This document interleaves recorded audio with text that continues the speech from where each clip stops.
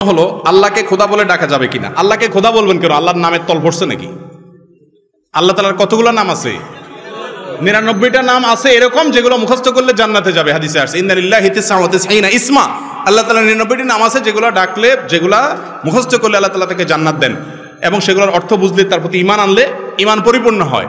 আল্লাহর অনেক নাম আছে, আল্লাহ, রহমান, রহিম, ওয়াদুদ, সত্তার, গফফার, অনেক নাম আছে, সেগুলো দিয়ে ডাকেন। সেগুলো না রেখে খোদা কেন ডাকবেন?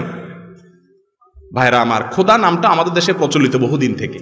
যারা গুগল বুঝেন, গুগল ইন্টারনেটে সার্চ যারা বুঝেন, বিশেষ করে তরুণ আলেম যারা আছেন, খোদা খা দালালি খোদা লিখে গুগলে সার্চ দিবেন, দেওয়ার পরে দেখবেন উইকিপিডিয়া আপনাকে কি তথ্য দেয়।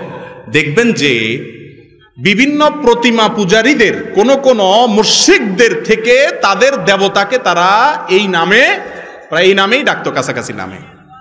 যদিও খোদা শব্দের অর্থ খারাপ না, খোদা মানে হলো যিনি নিজে নিজে এসেছেন। এসেছেন বলতে হঠাৎ তিনি তো কোথাও ছিলেন আসছেন এমন না, মানে যিনি কোনো বাপ মা, কোনো সৃষ্টিকর্তা ছাড়াই যার অস্তিত্ব, তার অস্তিত্বের জন্য কারো মুখাপেক্ষী নন। খোদা বলতে এই কথা যদি বোঝানো হয় তাহলে অর্থের দিক থেকে এটা খারাপ কিছু না। কিন্তু আল্লাহ তাআলা কোরআনে বলেছেন ওয়ালিল্লাহিল আসমাউল হুসনা ফাদউহু বিহা, আল্লাহর অনেক সুন্দর নাম আছে, সেগুলো দিয়ে ডাকো। আপনার আল্লাহর সুন্দর নাম দিয়ে ডাকতে নিষেধ করছে কি? আপনি কেন আরেকটা দিয়ে ডাকবেন? তবে হ্যাঁ, আল্লাহর সুন্দর নামের অর্থ বাংলায়ও ডাকতে পারেন, হে সৃষ্টিকর্তা, হে পালনকর্তা, হে রিজিকদাতা, এগুলো দিয়েও ডাকা যায় আল্লাহকে।